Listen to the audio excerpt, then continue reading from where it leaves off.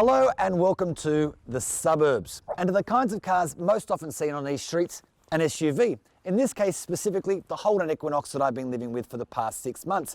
And it was never supposed to be like this, of course. My wife and I were strictly inner city types, and small city streets meant small cars, and SUVs just weren't on the menu. But the times have changed, and like so many of you watching this, when we decided to have a family, we knew we needed to move somewhere with more room, more parks, and more space to chase a ball. And that last one's probably the most important because this is the newest member of our family, Poppy the Corgi, and the whole space to chase a ball thing really was a non-negotiable. So, are you in the market for an Equinox for yourself? If so, let me talk you through our ownership experience so far. But first, make sure you hit subscribe to stay on top of all of our latest videos, and be sure to click the link to read all 6 parts of my Equinox review to date so you know exactly what you're talking about. Now, I must admit, I did have some concerns when I was first told the Equinox in question was going to be this mid-spec LT trim. It's not that it doesn't come with a lot of stuff, it does. There's an 8-inch screen up front that's got navigation, Apple CarPlay, Android Auto. There's heated front seats, dual zone climate, 18-inch alloys. There really is quite a lot of kit for this price point, but it's missing that one crucial element that's pretty important for people who are moving dogs or children, and that is easy to wipe down, easy to clean seats. Now, I've spent most of my adult life in and around cars, and I've seen everything you can possibly imagine spilt onto seats. But for some reason, perhaps nothing is so stubborn, so difficult to remove as the drool that falls from this little dog's mouth after a run in the park, which is part of the reason she travels in this raised seat here that helps me contain some of the disaster to a small area. But having now spent a considerable amount of time hand scrubbing these seats with damp towels to get them back to pristine condition, I'm left thinking that I probably would spend the extra $3,000 or so required to upgrade to the LTZ trim, mainly because it comes with easy to clean leather trimmed seats. Now, if you look at the side profile of the Equinox, you'll see that it kind of looks a little bit like a 7-seater. What with this extension built out over the rear tyres, that kind of looks like it's designed to carry a third row of seats. Now, it's not, of course, but what it does do is bump up the cargo capacity of this car. There's quite a lot of boot space back here. In fact, 846 litres on offer, which is really, really good for the class. But more than that, it's a genuine perk of SUV ownership that you can take advantage of whether you have kids or not. Now, the back seats do drop via 2 levers here and then get pushed down to create even more space. But we have found with them up, there has been plenty of room to carry just about everything we ever need. Now, if you're the owner of a smallish dog, let me show you something that might just change your life. You can order these little seats online. And if you've ever seen someone struggle with a child seat, I can tell you this is much easier. You simply strap it in over the top, have it like that, and then pop the dog inside it. What it means, of course, is that it contains some of the fur and saliva and everything else to a tiny little spot. It means the dog's not just roaming around the car, and you can strap it in nice and safe. But yet the dog can see out the window too, so it enjoys the ride as well. Simple as that. Now, one last thing before we head off, and I guess it's something of an admission.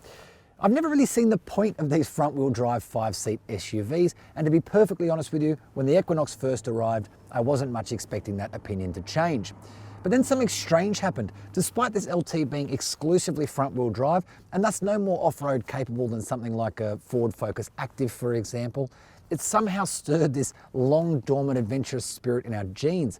And as a result, we have set off on more weekends away, loading the dog in the back and toys and bags in the boot, and heading off in search of bushwalks and beaches and dog parks than we probably ever have before. Anyway, let's hit the park.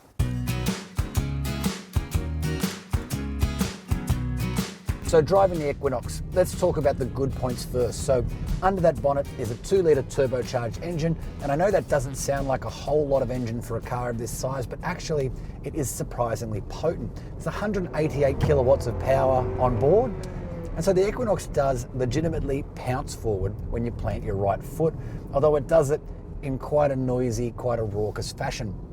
Now, dynamically, it's probably not the best in class. It doesn't roll around too much, but you just never feel overly connected to the road surface below the car. So it's not so wobbly and untoward that you're going to be crying into your tea, but it's probably not the best in class either. But that said, look, it's a mid-size SUV and it does what's asked of it with pretty little fuss.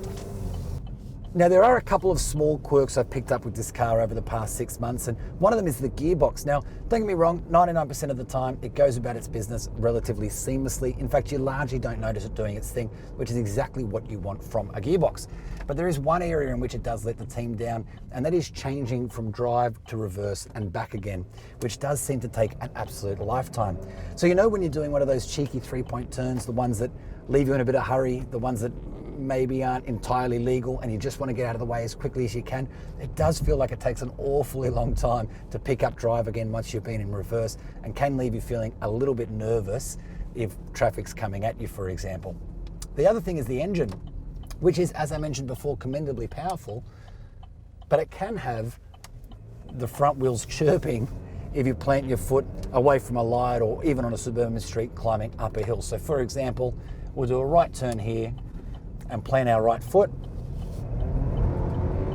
And when that turbo kicks in, you can feel the front wheels scrabbling for grip. Now that was particularly quiet. Usually it'll emit a kind of chirp, which is probably a little too raucous for a family SUV, but hey, maybe I'm just asking too much of it.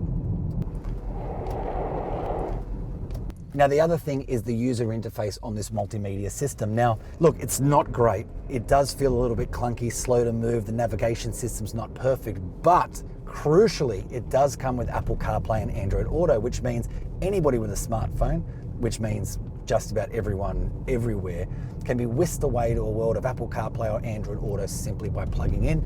And at that point, the big, clear 8-inch screen is just about perfect. It's simple to use, it's reactive to the touch, it's nice and clear and bright, and it does unlock your phone's features without having to use the onboard nav. So for example, hey Siri, direct me to the nearest dog park. One option nearby is Haberfield Dog Park on Loftus Street in Leichhardt. Does that one sound good? And as simple as that, you're away. So Apple CarPlay and Android Auto does transform the drive experience here, and it's fantastic that Holden has included it as standard kit on this car. Now the other real boon for the Equinox, I think, is the standard safety kit. This LT trim comes with just about everything you could possibly need, and I mean everything. There's lane departure warning, parking sensors, reversing camera, AEB, rear cross traffic alert, all arriving as standard on the LT. That's a really smart move from Holden too, because they are clearly targeting this car at families, and that kind of stuff is really important. But perhaps even better is the way that the Equinox delivers its safety warnings. You know, most new cars will set off an alarm or a squawk or a chiming sound when it detects a hazard that probably isn't even really a hazard. Well, not so the Equinox. No more cutting off the radio, no more alarm sounds. Instead, it delivers its warnings through a gentle vibration in the driver's seat, as well as a small flashing light up here near the windscreen. Now, I know that sounds a little bit weird and it does take some time to get used to it, but it actually is the best way to deliver a warning. It comes just to the driver, you can't help but notice it, and it doesn't cut off conversation or anything else in the vehicle, so it never gets annoying. It's a really clever way of doing it, actually, and it's one that I wasn't sure about when I first got in the car, but now I absolutely love. Now finally, let's talk a little bit about fuel use. Now I've done about 6,000 Ks in this car since I took delivery 6 months ago, and the onboard computer tells me we've averaged around 11.4 litres per 100. Now interestingly, when we first took delivery of it, we were averaging 14 litres per 100. Now my driving style hasn't changed, the places we're going to largely haven't changed. So I think just as the car's gotten more run in, it started to use less fuel. So if you've just taken delivery of an Equinox and you're getting high numbers, stick with it. There's every chance those numbers will fall as the car gets a little bit older.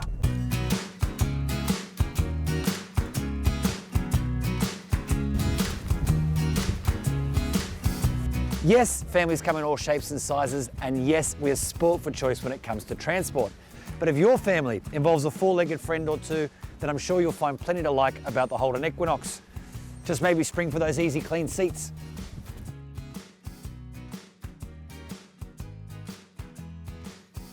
Make sure you hit subscribe to stay on top of all of our latest videos, and be sure to click the link to read my full 6-part review on the Holden Equinox so far.